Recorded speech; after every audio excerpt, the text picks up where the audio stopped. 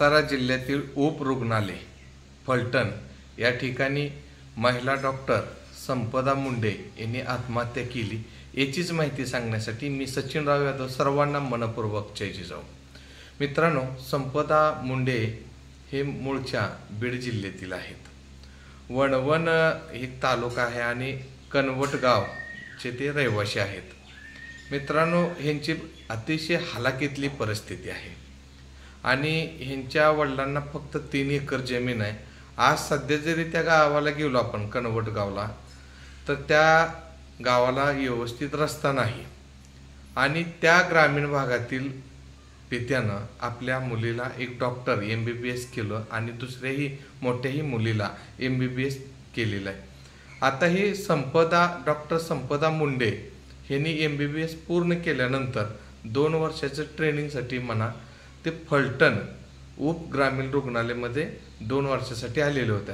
साधारणपणे 17 ते 18 महिने या सेवे देत आहेत ते आणि 2 वर्ष पूर्ण झाल्यानंतर पुढील सेवेसाठी ते रुजू होणार होत्या.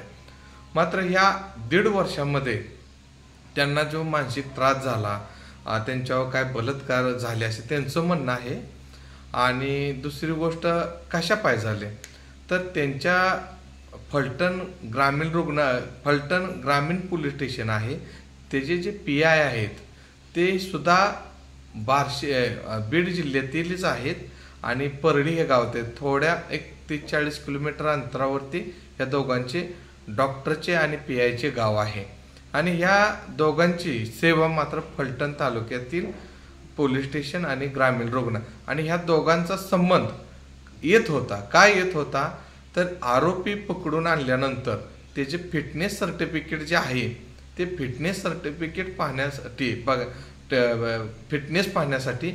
प्रत्येक आरोपी हा रुग्णालयात सरकारी ग्रामीण रुग्णालयामध्ये दाखल करायला लागतो आणि त्याच्यामुळं यांची ओळख झाली असावी असा एक प्राथमिक अंदाज आहे.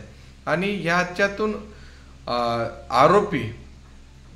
आरोपी फिटनेस आहे का नाही हे बघण्याचा नैतिक अधिकार हा डॉक्टरला असतो. एखाद्याचं जर काय इजा असेल, दुखापत असेल, BP हाय असेल, काय आजार असेल तर तो फिटनेस नाही, त्याला प्राथमिक उपचार त्या रुग्णालयात दिला जातो आणि जो फिटनेस असेल तर त्याचं सर्टिफिकेट देऊन त्याला संबंधित पोलिसांजवळ त्याला सुपूर्द केलं जातं.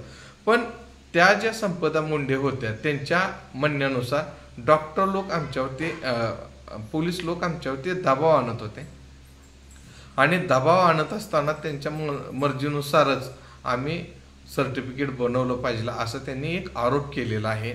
आणि त्यांच्या हातावर जे संपदा मुंडेंनी जे आत्महत्या केली हे फलटणमधील एक नामांकित हॉटेलमध्ये जाऊन त्यांनी रात्री 1:30 वाजता गेले आणि त्यांनी सांगितले की हॉटेलवाल्यांना की सकाळी 9 ते 10 वाजता मी हॉटेल सोडणार आहे. तर त्यांनी त्या ठिकाणी गेले आणि आतून दरवाजा पॅक केला आणि त्यांनी हातावर एक 4 पानी नोट लिहिले आणि हातावर बी नोट लिहिले आणि त्याच्यानंतर 9च्या 10 वाजल्या 10च्या दिवसा दुपारा 2 वाजल्या आणि हे 2 वाजल्यानंतर त्या हॉटेलवाल्यांनी त्यांच्या जवळ एक्स्ट्राच्या व्यवस्थेत त्यांनी उघडली तर त्यांनी गळफास घेतलेला होता. त्यांच्या जवळ जे लिखाण केलेलं होतं तेवढीच माहिती होती आणि त्याच्यामध्ये 3 नावं होते. एक PIचं होतं, एक कॉन्स्टेबलचं होतं आणि त्या ज्या मॅडम जे राहत होत्या संपदा मुंडे त्यांच्या जे घरी राहत होत्या की त्यांचा घरवाल्यांचा एक मुलगा होता बनकर म्हणून, त्याचंही नाव होतं. अशी 3 नावं तिथं जाहीर झाली मित्रांनो आणि त्यांनी आत्महत्या आपलं जीवन यात्रा संपून गेली. मात्र ह्याच्यामध्ये काय झालं की संबंध महाराष्ट्रामधून महिला एक आक्रमक भूमिका बजावली. राजकीय लोकांनी त्याच्यावरती ढवळाढवळ करण्याचा प्रयत्न केला पण महाराष्ट्रात हा आवाज दाबू न शकल्यामुळं सदर आरोपीवरती गुन्हा दाखल झालेला आहे.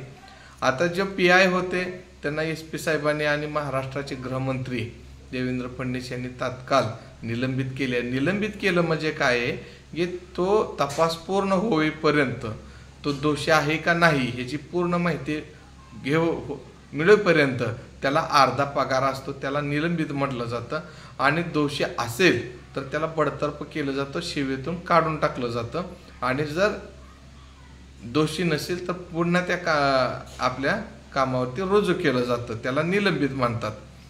मात्र जे आरोपी आहेत ते काही आरोपी सापडलेत, मात्र PI गोपाळ हे सापडलेले नाहीत, कारण का ते बीड जिल्ह्यातले होते आणि त्यांचं लास्टचं लोकेशन पंढरपूर जिल्हा सोलापूर हेतून भेटलेलं आहे. पण सातारा पोलीस स्टेशननं 4 पथकं आणि LCPचं 1 पथक असे 5 पथक रवाना केली असून सुद्धा हे आरोपी सापडले जात नाहीत. मित्रांनो, आजच्या व्हिडिओमध्ये जी तुम्हाला माहिती द्यायची आहे, एका ग्रामीण भागातील मुली जर आपल्या हिमतीवरती राहत असतील आणि एखाद्या पित्याची वडिलाची भावना असेल 3 एकरावरती MBBS डॉक्टर बनवणं आणि त्या बी 2 मुली बनवणं म्हणजे जोक नाही मित्रांनो. आणि त्या मुलगी 4-5 वर्षाचा कोर्स करायचा, शिक्षणाचा खर्च भरायचा, अतोनात पैसा सोडायचा आणि त्या मुलगी सेवेसाठी येत असताना काही दिवसात वर्षात 2-1.5 वर्षातच ती मुलगी आत्महत्या करते. म्हणजे त्या आईवडिलावरती काय होत असेल, हा संदेश संपूर्ण महाराष्ट्रात आणि देशामध्ये जातो. आणि इतक्या मोठ्या वरिष्ठ अधिकाऱ्यांनी जर आत्महत्या करत असेल तर त्याची कारणं काय आहेत, असे मानसशास्त्राचा जर दृष्टिकोन विचार केला तर ते फिटनेस असू शकते का, तर तो स्वतः डॉक्टरीन आहे आणि त्या डॉक्टरीन असून आत्महत्याचं टोकाचं पाऊल उचलतात. हे जर तपास करत असताना त्यांनी ह्या पोलीस अधिकाऱ्यांनी त्यांना त्रास दिला म्हणून त्यांनी त्यांच्या DYSP साहेबांजवळ अर्ज दिला, असा मला छळ होतोय, मानसिक त्रास होतोय. त्याचा पाठपुरावा करत असताना स्वतः DYSPने सांगितलं होतं आम्ही लक्ष देतो आणि तुम्हाला न्याय मिळवून देण्याचा प्रयत्न करतो. पण वास्तव्य असं झालेलं नाही. त्या संपदा मुंडेने पुन्हा DYSP कार्यालयाला त्या अर्जासंदर्भात माहिती अर्ज पाठवला आणि विचारलं तर त्याचे थातुरमातुर उत्तर देण्यात आलेले आहेत. तर ही यंत्रणा जर जागच्या जागेला कार्यरत व्यवस्थित राहिली असते तर संपदा मुंडे आज ह्या जगाचा निरोप घेऊन गेले नसते. लाखो पेशंट तंदुरुस्त करण्याची, रोगावर निदान करण्याची, ही लोकांची सेवा करण्यासाठी त्यांचा आपणाला एक हातभार लागला असता. पण ह्या हातभारापासून आपली सेवा वंचित ठेवून डायरेक्ट टोकाचं पाऊल उचलणं आणि आत्महत्या करणं हे फार मोठं दुर्दैव आहे. तसा विचार जर आज आपण केला तर ह्या महाराष्ट्र सरकारचं जी यंत्रणा आहे ती ढिसाळ आहे आणि ह्या ढिसाळ यंत्रणा असल्यामुळं लोकांना न्याय लवकर मिळत नाही. अशा संपदा मुंडेसारख्या मुलींना एक कर्तव्य बजावत असताना सुद्धा त्यांना न्याय मिळाले नसल्यामुळं हे जीवन संपवण्याचं टोकाचं पाऊल उचलत असतात. आता पोलिसांचा जर विचार केला तर तो महिलेने लिहिले की माझ्यावर 4 वेळा अत्याचार बलात्कार केलं. हे शोकांतिक गोष्ट आहे. तुम्ही हे कृत्य करायचं, परत त्यांच्यावर दबाव आणायचा, म्हणजे त्याही महिलेला एक वेगळं जीवन आहे. तिच्यावर अन्याय करायचा, दबाव टाकण्याचा प्रयत्न करायचा आणि त्या मानसिक तणावामध्ये जातात आणि आपले जीवन अशा पद्धतीनं संपवलेलं आहे. त्या मुलीला संपदा मुंडेला न्याय मिळावा, सदर आरोपींना कठोर कारवाई व्हावी, कुणाचा दबाव न बाळगता.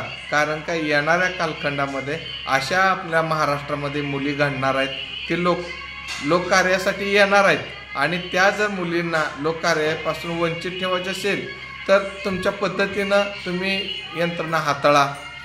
पण ह्याच्यामधून महाराष्ट्राच्या मुलींना एक संदेश जाणार आहे की महाराष्ट्र सरकार आपल्या पाठीमागं आहे. हा संदेश जर चांगला द्यायचा असेल तर ह्याचा सखोल अभ्यास करून गुन्हेगारी प्रवृत्तीच्या लोकांवरती कडक कारवाई झाली पाहिजे आणि संपदा मुंडे यांना न्याय मिळाला पाहिजे. संपदा मुंडे यांना भावपूर्ण श्रद्धांजली वाहतो आणि इथंच थांबतो. जय जिजाऊ.